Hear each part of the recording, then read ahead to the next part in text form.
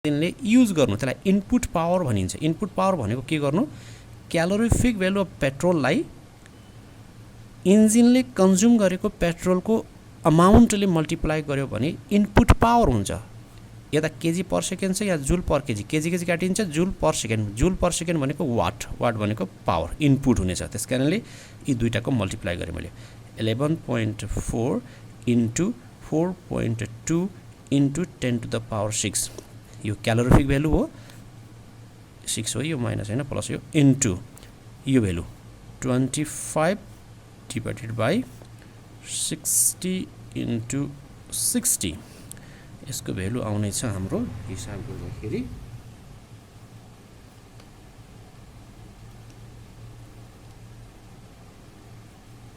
332500 what. यो input power भयो।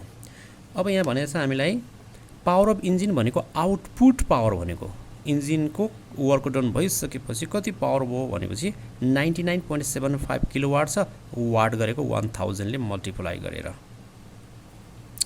अब इफिसियन्सी सोधेको छ, इफिसियन्सी अफ इन्जिन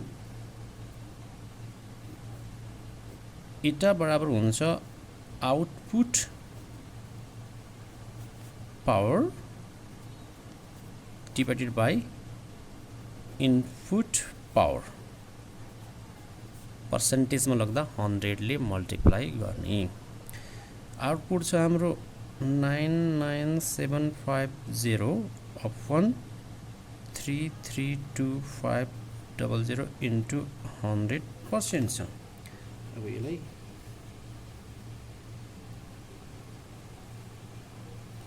हिसाब गर्दा 99750 divide by 33250 into 100, 30% efficiency engine आयो।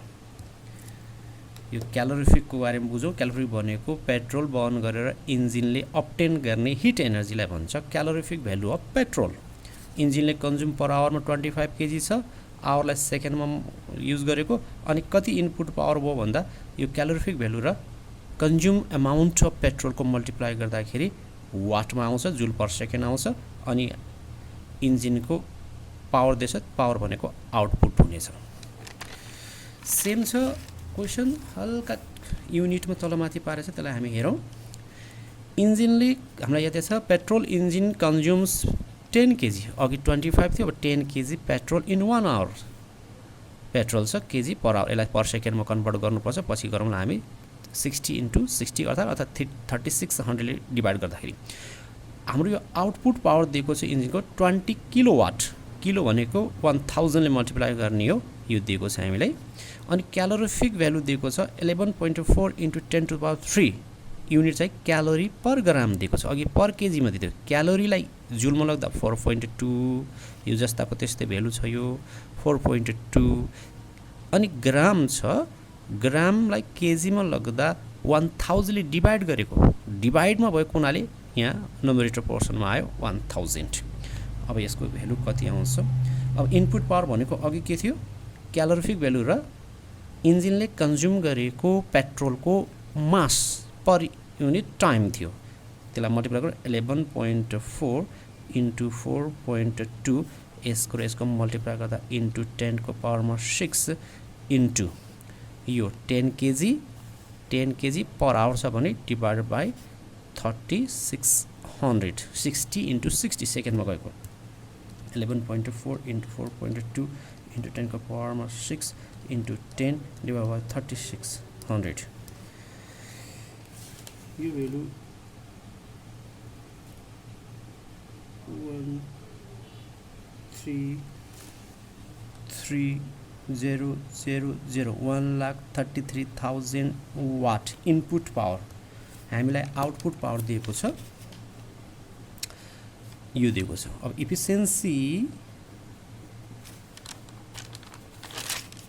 इफिसियन्सी हाम्रो हुन्छ इन्जिनको output power divide by input power into 100%। Output दिएको छ हामीलाई 20,000 वाट इनपुट हामीले निकाल्यौँ 1,33,000 इन्टु 100 गर्यौँ। यो 3030 कट भयो 21,2/133 अबाउट 15% इफिसियन्सी इन्जिनको आएको छ। Similarly another question of same pattern, a petrol engine consume 5 kg, अघि 25 थियो 10 थियो अहिले 5 kg छ। फेरि यो ध्यान दिनुपर्छ पर आवर पर मिनेटमा दिन सक्छ भोलि, यहाँ पर केजी छ 5 kg पर आवर छ। पर आवरलाई पर सेकेन्ड गर्दा 60 × 60 गरेको मिनेटमा छ भने ओन्ली 60 ले डिभाइड गर्ने। आज यहाँ आवरमा छ, आवरलाई सेकेन्डमा लगेको त्यसका लागि 5/3600 गरेको। अब आउटपुट पावर त क्वेसनमै दिएको छ 20 किलोवाट इन्जिनको पावर छ भनेको पनि आउटपुट पावर हो, त्यसलाई 1000 ले मल्टिप्लाई गरेर 20,000 वाट निकाल्यो। क्यालोरिफिक भ्यालु अफ द पेट्रोललाई अलिक विचार गरौँ। यहाँ दिएको छ पेट्रोल इज 11 × 10⁻³ यो किलो क्यालोरी पर केजी छ। Kilo calorie per KG, kilo भनेको 1000 ले मल्टिप्लाई गर्ने, क्यालोरीलाई जुलमा लग्दा 4.2 ले मल्टिप्लाई गरेर क्यालोरी जुलमा गयो, किलो क्यालोरी जुलमा, केजी केजी छँदैछ। अनि इनपुट पावर भनेको हाम्रो के हुन्छ, क्यालोरिफिक भ्यालु अफ पेट्रोललाई इन्जिनले कन्ज्युम गरेको पेट्रोलको मासले मल्टिप्लाई गर्ने पर सेकेन्ड है। अनि यो मल्टिप्लाई गर्दा भ्यालु कति आयो 11 × 4.2 × 10⁶ यसको यो इन्टु यो 5/3600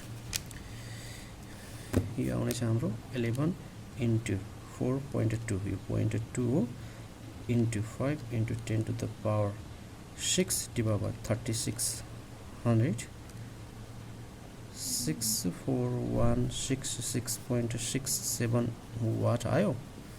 अब इफिसियन्सी बराबर त हाम्रो के हुन्छ P out upon P in into 100%।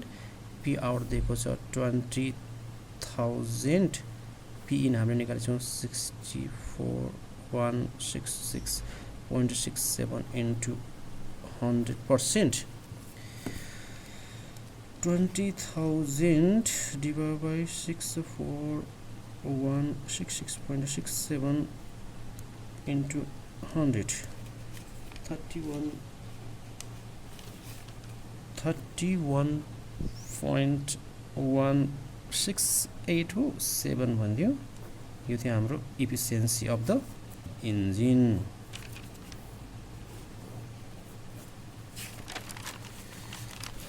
Last छ यो टपिकको क्वेसन, राम्ररी ध्यान दियो।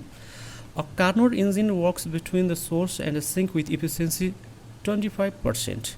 How much temperature of the source be raised keeping the sink at the same constant temperature at 27 degrees Celsius? Sink को temperature 27 दिएको छ हामीलाई, so that the efficiency is increased by 15%.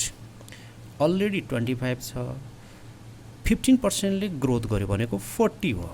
यहाँ दुई केस भयो, सुरुमा इटा 1 दिएको छ हामीलाई 25%, जति बेला सिङ्क को टेम्परेचर छ T2 भनेको temperature of the sync 27 degree Celsius छ, जसलाई केल्भिनमा गर्दा 273 एड गर्ने 300 केल्भिन। यसबाट T1 क्याल्कुलेट गरौँ। Eta 1 which is equal to 1 - T2/T1 into 100% हुन्छ। भेल्यु राखौँ 1 इटाको भेल्यु 100 ले डिभाइड गरे भने 0.27, 1 - T2 दिएको छ 300 डिभाइड बाई T1, यो भ्यालु राख्यो भने कति हुन्छ 1 - 0.27, 300 upon T1 बराबर 0.73 और T1 equal to 300 divided by 0.73 divided by T1 को वैल्यू आयो 410.95 केल्विन।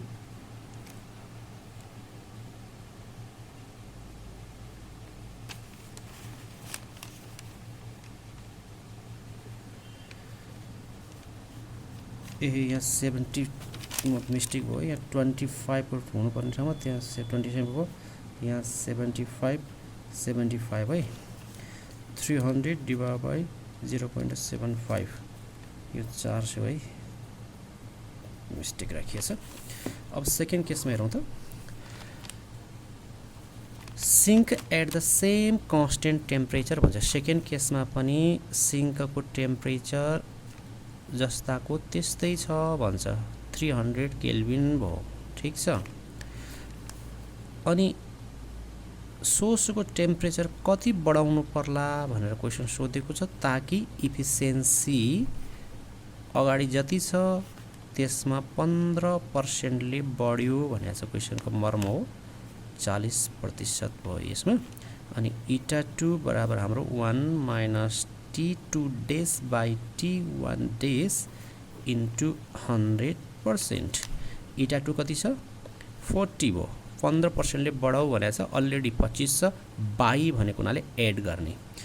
40 लाई 100 डिभाइड गर्यो भने 0.4 which is equal to 1 minus T2 र T2 डेज एउटै भएको हुनाले 300 अपन T1 डेज।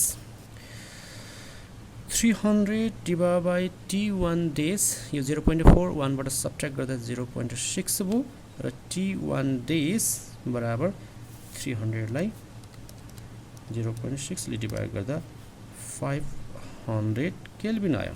क्वेसनले के भनेको छ, कति डिग्री टेम्परेचरले सोर्सको टेम्परेचर बढाउनु पर्ला। सोर्स अघि कति छ 400, अब कति छ 500, कतिले चेन्ज भयो त, change or increase, change in temperature of course equal to 500 minus 400 equal to 100 kelvin. यो थियो क्वेसन।